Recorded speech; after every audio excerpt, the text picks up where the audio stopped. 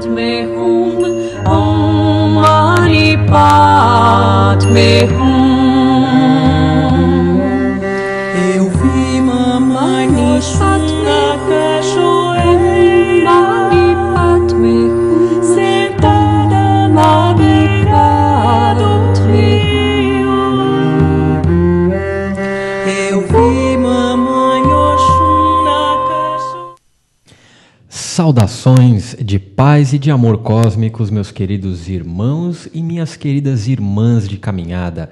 Eu sou Flávio Salazar Melquisedeque e mais uma vez com o meu cardíaco transbordando de amor e de gratidão é que eu estou aqui ao seu lado para mais um episódio do nosso programa Momento Quântico.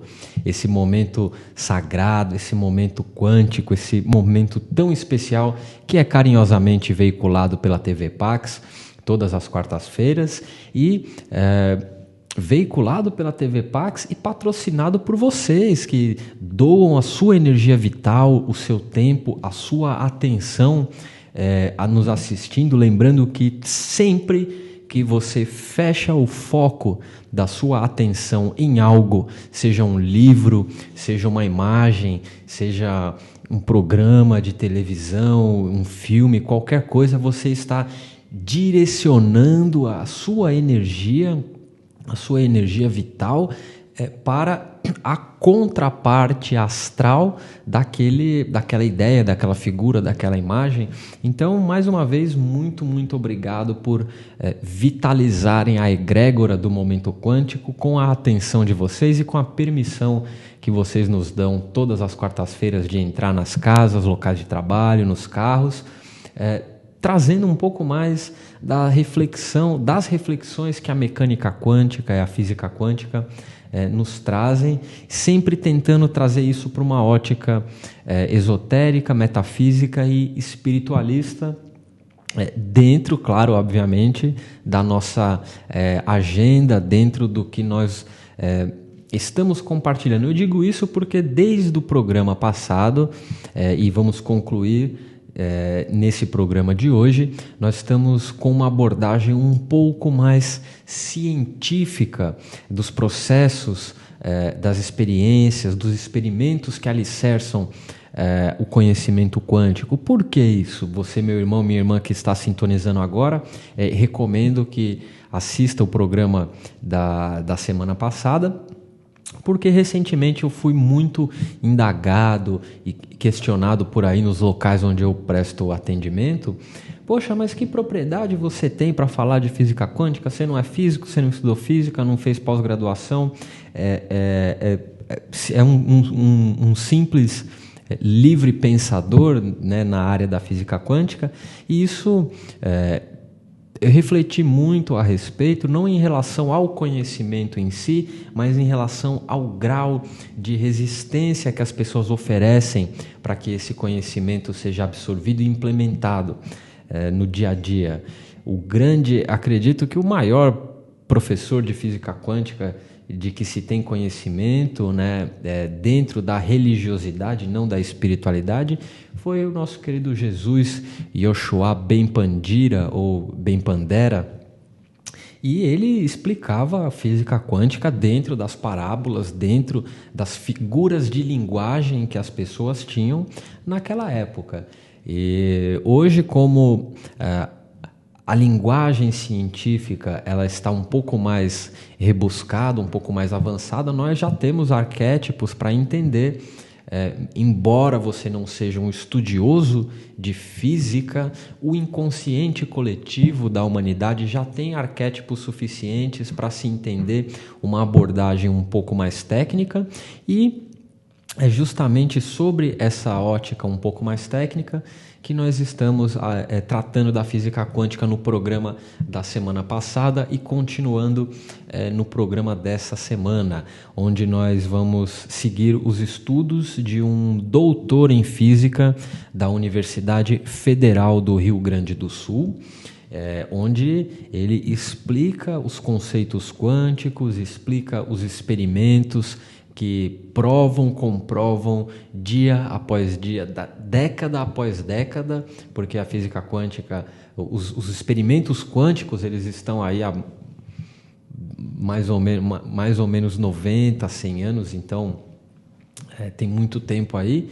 E isso é provado, comprovado, mais uma vez comprovado em várias partes do mundo, em vários laboratórios. Então, realmente, não tem como nós fugirmos do escopo da física quântica, que tem como diferencial trazer a consciência para dentro da equação, trazer a consciência de quem observa em relação ao que é observado para dentro dessa interação. Então vamos dar continuidade com essa palestra maravilhosa intitulada Simplifísica.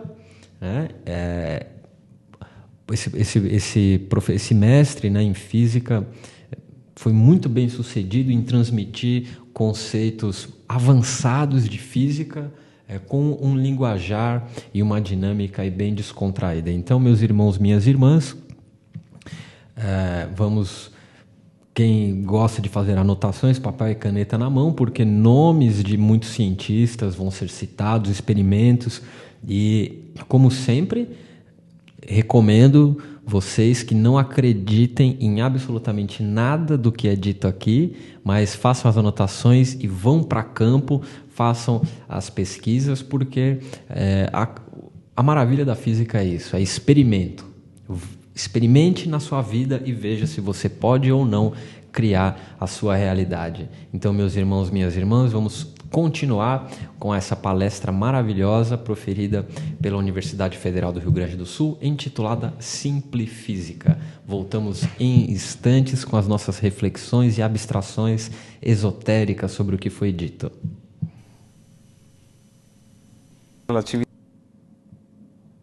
Seu objetivo foi superar Newton, ele fez com creces com a sua teoria da relatividade. E Bohr já estava desenvolvendo esta história.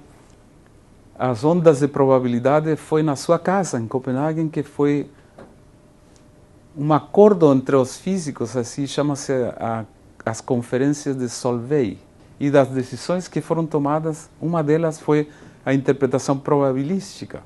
Foi necessário tomar uma decisão sobre o caráter probabilístico dessas ondas.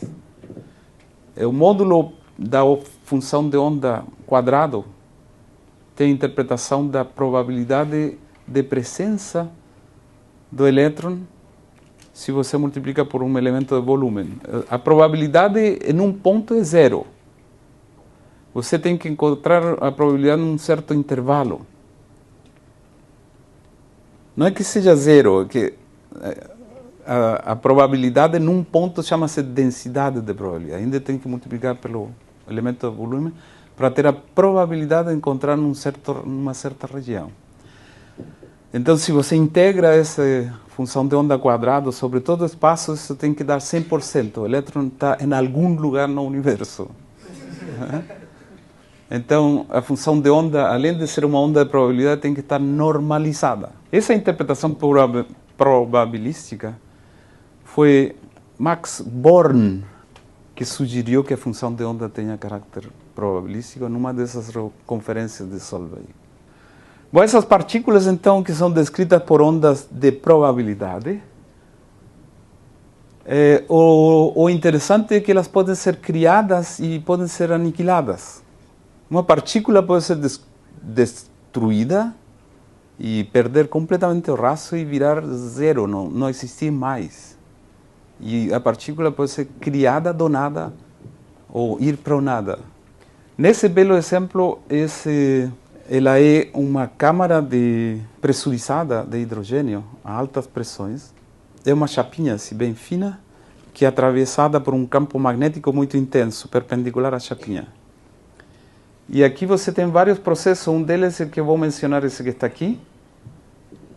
Quando você tem uma partícula carregada com carga negativa, como é o elétron, ele, num campo magnético, ele faz um círculo.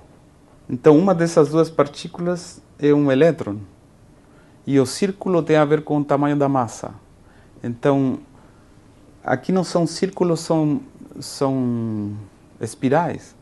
Porque à medida que vai avançando a partícula no gás de hidrogênio pressurizado, vai criando essas bolhas e deixando para trás essa traça e perdendo energia. Só que aqui tem também uma partícula de carga oposta e mais ou menos da mesma massa. Esse processo pode ser entendido como um fóton que vem por aqui, que choca contra o nada e cria um par elétron-antielétron. Tá, esta é uma das equações que eu tenho para lhes mostrar. Esta é a equação que governa as funções de onda de probabilidade do elétron. Quando você passa para a mecânica quântica, em lugar de calcular quantidades como a energia total, você calcula um operador de energia que, aplicada à função de onda, vai dar essa derivada temporal da função de onda. Apenas quando eu resolvo a equação de Schrödinger independente do tempo, então o lado direito é a energia vezes a função de onda. E assim que se encontra a energia associada a essa função de onda. Por exemplo, joga um carrinho na montanha-russa, você sabe que se está muito alta na montanha-russa tem uma grande energia gravitacional.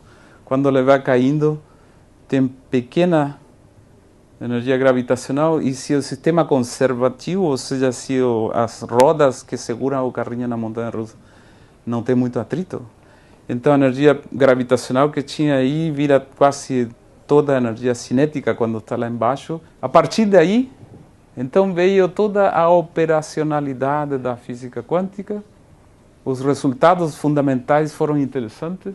O átomo de hidrogênio, que é um próton e um elétron ao redor, porque na verdade o átomo de hidrogênio é esse elétron circulando ao redor do próton, mas o elétron no átomo de hidrogênio não está circulando, não está girando, ele está paradinho.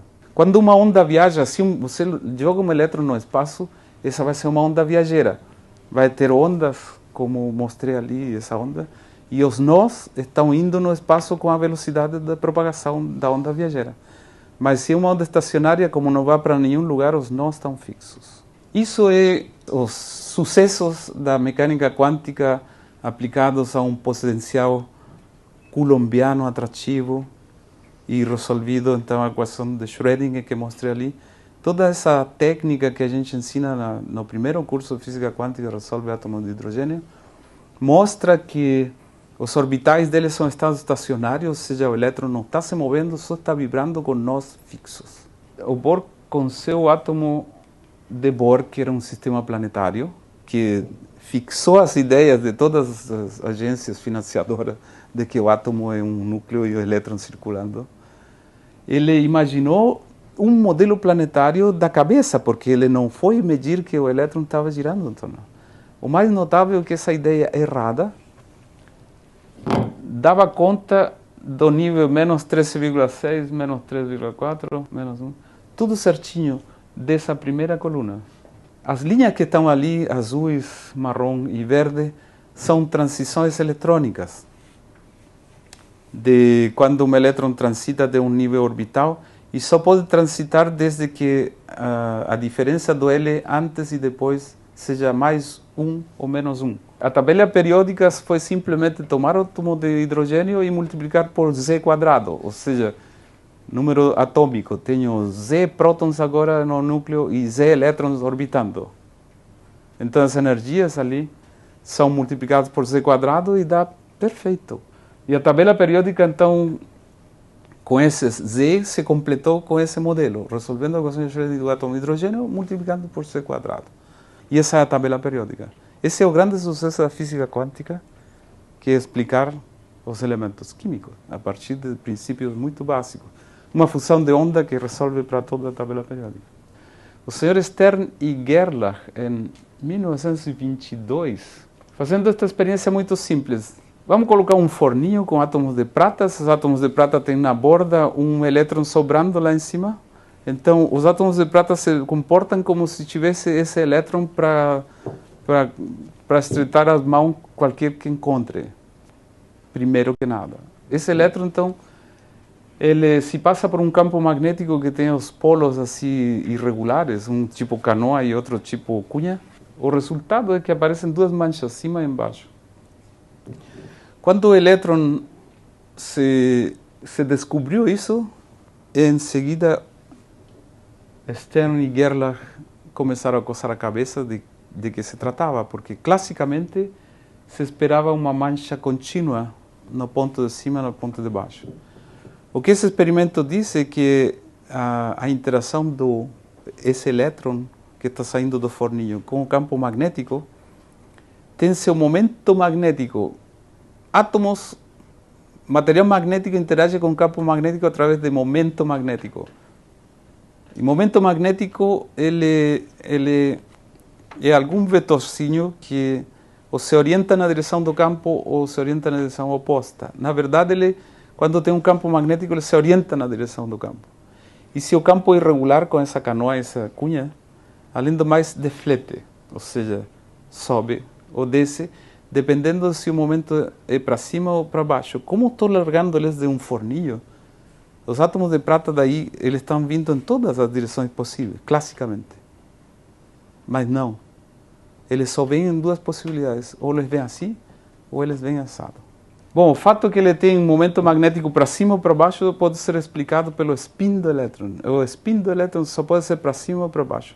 E a física clássica quântica, até esse momento, com Schrödinger, a equação de Schrödinger, não previa a existência do momento magnético intrínseco do spin.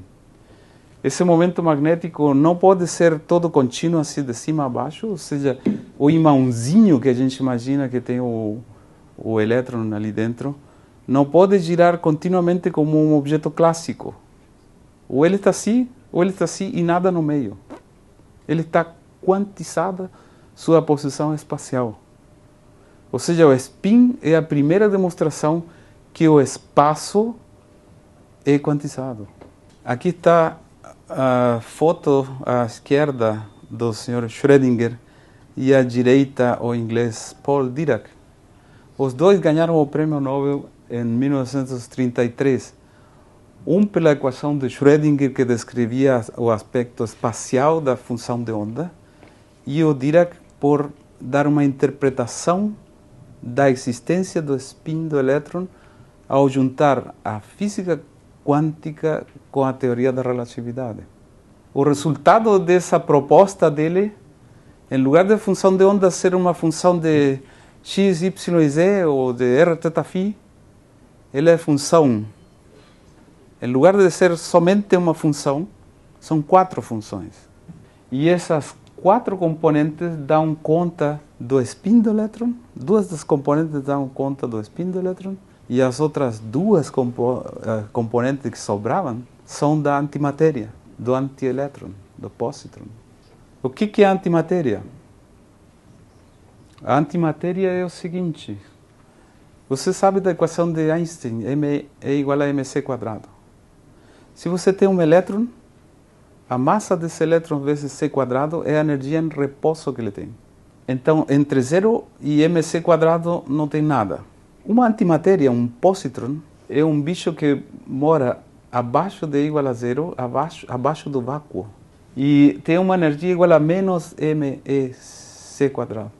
Então, se você consegue um fóton de 2 vezes mc², esse fóton bate ali em 0, no nada, e como tem energia suficiente para polarizar o vácuo, essa é a palavra correta, então essa polarização do vácuo dá origem a um elétron e a um positron. Então a descoberta teórica do Dirac da antimatéria tem a ver com isso. Não só tem spin, cada um deles, como cada partícula tem sua antipartícula correspondente. E essa antipartícula é um universo que a gente não vê, apenas quando um fóton consegue tirar um positron daqui e vem junto com um elétron. Que a antimatéria é uma realidade, assim palpável, está no experimento de PET, que é um experimento que se faz, um exame médico que se faz para diagnóstico de câncer na coluna. O problema da carência dessas coisas é que você tem que fabricar radioisótopos de vida curta, fazer o paciente tomar esses radioisótopos que são danosos, são prejudiciais para a saúde, mas eles duram 100 segundos. Ou seja, eles vão e se instalam nos tecidos cancerosos e faz uma análise de PET. Esse radioativo que ele toma, ele está emitindo partículas alfa, beta e gama. Gama são luz na frequência gama, muito intenso. E então, esses raios gama são tão poderosos que são da energia da ordem de 2 mc². E esse radioisótopo que você toma tem tendência, na glicose daquele que você bebeu, tem tendência a se fixar na glicose de um tumor. E nas regiões em que está a glicose com esses raios gama, produz um próton e um positron e um elétron com a emissão de 2 raios gama que são emitidos em direções opostas. E o resultado é que este anel, então, você detecta sincronicamente um fóton e seu oposto. Como eles foram emitidos no mesmo lugar, a diferença de tempo, note bem, com alguns poucos metros, uma pequena diferença de tempo, você consegue saber quase que milimetricamente onde foi emitido esses 2 raios gama e em que concentração. Com essa concentração, você faz um mapa com um programa de computação e detecta, então, radiações anômalas e, bom, aí treina médicos ou paramédicos que consigam ler esses padrões para ver se é um tumor benigno, maligno, etc. A partir daí, essa disciplina chama-se eletrodinâmica quântica, que é descrita com diagramas de Feynman. Aqui você tem um diagrama de Feynman dessa eletrodinâmica quântica. Duas partículas, um elétron e um positron, são aniquilados aqui e criam 2 fótons, que é o experimento do PET. Há novas propostas de teoria de unificação, como a grande unificação, a GUT. Dessas 4 forças, a nuclear forte, a nuclear fraca, a eletromagnética e a gravitacional, se conseguiu unificar as eletromagnética com a eletrodébil, ou seja, uma que funciona fora do núcleo e uma que atua dentro do núcleo. A física quântica atualmente é conhecida, ela lida com os problemas quânticos onde as razões de incerteza e onde a trajetória da partícula deixa de ser quântica e você vê ela no balde ali, etc., se manifestam na física do pequeno, a nível de nanômetros e menores, ou seja, na física nuclear é completamente descrita pela física quântica. A pergunta é, da quântica para a gravitação, existe em algum momento, como é que funciona? Como é que funciona a quântica ali embaixo e a grande distância existe só a clássica? Se houvesse uma escala que diga a partir daqui é válida as ondas de probabilidade, daqui para cima existe seria muito errado. Então há algo na física que ainda não conhecemos, que o pessoal chama de coerência quântica. O conflito talvez tenha a ver com a radiação de fundo. Vocês sabem que existe uma radiação de fundo de 3 graus Kelvin, que são fótons. Então, se o tamanho do objeto é muito grande, há uma grande probabilidade que fótons estejam atingindo ele, então faça que a coerência quântica se perca. Outro conflito. A tal da flecha do tempo. Por que existe uma assimetria entre o passado, o presente e o futuro? Este é um conflito de colocar a mecânica quântica dentro do contexto da gravitação, que descreve a cosmologia, o universo. A visão convencional que se tem do tempo é que o presente divide o passado do futuro. Aqui eu tenho a trajetória da Terra e a sua Lua orbitando. Então a Lua vai fazendo um saca-rolhas ao redor da Terra e a superfície plana que está ali é o presente que vai avançando do passado para o futuro. Ou seja, a linha do tempo no universo se move com relação a quê? Quem que está fazendo essa medida? Alguém fora do universo. Porque para poder dizer que o presente está se movendo, você tem que dizer que se moveu, né? Tem que colocar uma régua e medir o tempo quando passou de aqui a aqui. Essa é uma contradição quântica da questão da medida. Só tem uma medida se você... Só tem uma realidade se você realiza uma medida. Então esse é o conflito da flecha do tempo. A outra hipótese é supor que todos os tempos são iguais, não tem nada se movendo. Essa hipótese é aceita por alguns. A história aí termina no enredo seguinte. O universo, ele tem que... Todas as coisas são referidas internamente dentro do universo. O próprio Einstein dizia, você não pode definir o estado de repouso absoluto, só pode medir se algo está se movendo com relação a mim. Essa teoria, que é a teoria da relatividade, que chama-se relatividade porque não existe o movimento absoluto que o Newton tinha pensado, é o grande aporte do Einstein para formular a teoria da relatividade. Que aplicado aqui diz tudo que você mede é relativo a algum instrumento de medida dentro do universo. Então a pergunta é, bom, o que ocorre fora do universo? O fora, o que é o fora? Esse instrumento que está aqui é o detetor Atlas, do LHC, do CERN. Este aparelhinho, essa mesinha que está aqui, que está lá no fundo, é mais ou menos o tamanho de um ser humano.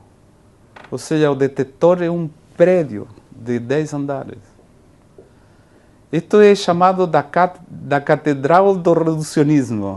Ali foram investidos bilhões de dólares para fazer a detecção do bóson de Higgs. A outra possibilidade é a teoria da emergência. A teoria da emergência, em parte, se deve a um pontapé inicial do Phil Anderson, professor de Princeton, cuja máxima é essa que está aí. O todo é mais que a soma das partes, não é uma coisa filosófica. O todo ser mais que as partes significa que cada parte, analisada por separado, que é a ideia do reducionismo, vai dar uma interpretação do todo. O que ele... Com essa máxima e o artigo que ele publicou na revista Science, ele deu origem à teoria de sistemas complexos. E que diz o seguinte, o todo pode ter coisas a mais do que as suas partes. E um dos exemplos é o efeito Hall quântico fracionário, que é um tema que estou começando a estudar agora, baseado neste experimento em que se detectaram esses platôs, esses platôs muito bem definidos, independente da amostra, da desordem, do formato, do tipo de material com que foi composto. Esses platôs estão bem definidos e eles são atualmente descritos por partículas que têm carga 1/3. Essas partículas que não existem no metal quando você compõe o metal, porque você compõe o metal de alumínio com átomos de alumínio. Joga alumínio num cadinho, bota numa fundição, joga numa plaquinha, faz o estudo de Hall, e em lugar de obter átomos de alumínio, que você tem essas partículas que são ânions. Ou seja, o todo, de acordo com esse experimento, está se manifestando de uma maneira diferente. O que seria esse diferente? Esse diferente seria uma coisa resultado das propriedades coletivas da plaquinha Hall, que não estão nos átomos de alumínio, e cuja palavra atual chama-se ânions. Ânions seriam umas partículas que não são nem férmions, como os elétrons que preenchem a tabela periódica, nem os bósons, que eram as duas partículas que se supunha que existiam na natureza. Se você tem essa natureza ali em 2 dimensões, tem mais partículas que férmions e bósons. Chamam-se ânions. A palavra ânions em inglês, any significa qualquer, ânion seria qualquerons. Bom, esse é um exemplo do que a teoria de emergência está produzindo atualmente versus o redução. E eu acho que com isso vou parar. Obrigado.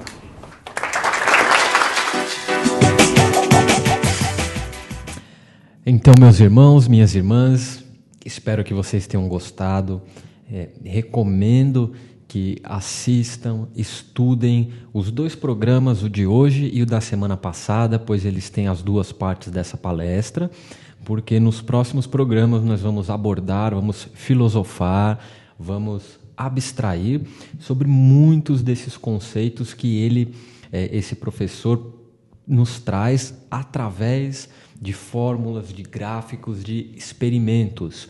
Então, já adianto a vocês, irmãos e irmãs que vão rever esse vídeo e vão estudar, recomendo que se atentem às questões temporais que esse vídeo traz, passado, presente e futuro, a relação desses paradigmas, vamos dizer assim, porque nós vamos tratar disso nos próximos programas, e a questão do todo.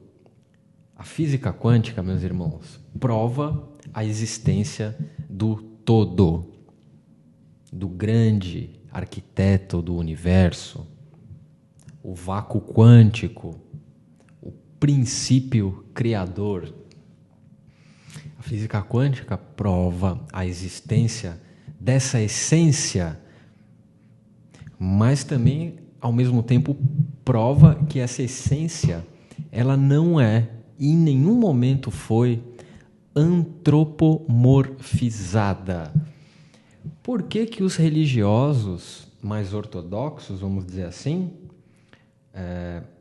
não aceitam esse conceito da física quântica? Porque a física quântica prova que não existe um ser antropomorfizado com forma humana, usando uma túnica branca, uma grande barba, segurando um raio na mão, enfim, esquerda ou direita, não importa.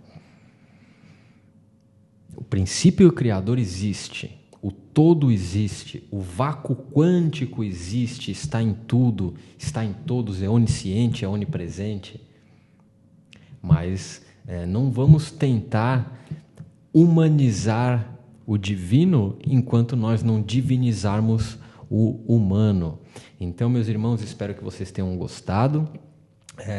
Quem é mais ligado à terminologia científica, com certeza gostou do programa da semana passada, do programa dessa semana. Os irmãos esoteristas têm aí a oportunidade de entender um pouco mais do processo físico, do processo matemático, que fundamenta dentro da ciência aquilo que a gente está acostumado a sentir, a vivenciar todos os dias nas nossas meditações, invocações, magias, simpatias, mandingas, enfim. Então, espero que vocês tenham gostado do programa de hoje. Estudem, revejam esses conceitos de princípio criador, o todo e a temporalidade, passado, presente e futuro, porque são questões que nós vamos estudar nos próximos programas. E fica aí uma curiosidade a respeito da origem da palavra tempo. A palavra tempo, ela vem de uma raiz sânscrita que é tam, que significa o corte na eternidade. Então, o entendimento de tempo nada mais é do que tentar cortar a eternidade. Então, meus irmãos, minhas irmãs, fiquem com esses conceitos aí na cabeça de vocês, porque nos próximos programas nós vamos nos aprofundar um pouco mais sobre esses mistérios, essas questões que tornam nossa caminhada na matéria tão interessante. Porque